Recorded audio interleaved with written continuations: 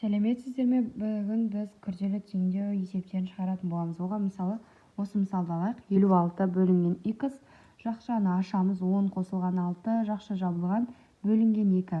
Бұл жерде 56 жазамыз, бөлінген x тең 10 мен 6-ны қоссақ, әрине 16.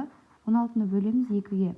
Және де осы 56 бөлінген x теңі 16-ны бөлеміз 2-ге. Яғни 16-ны 2-ге бөлсек 8 шығады. 8-ді жазамыз, x тең 56-ны бөлеміз 8-ге. 56-ны бөлеміз 8-ге, x тең 7 шығады. Енді қайтадан 56 бөлінген 7 тең жақшаны ашамыз, 10 қосылған 6 бөлінген 2. Бұны дұрыстығын тексеріп көрсеңіздер болады. Яғни осы жерден 7 шығады. Үшіншісін қарастырып көрейік.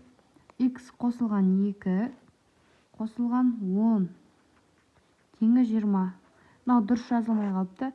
X қосылған 2 қосылған 10 теңі 20. Бұл жерде x қосылған 2-ге 10-ды қоссақ 12 теңі 20.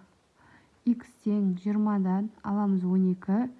Жауабы яғни 8 шығады. X тең 8. 8 қосылған 2 10. 10-ға 10-ды қоссақ 20 шығады. Яғни осылай есепті шығаратын боламыз.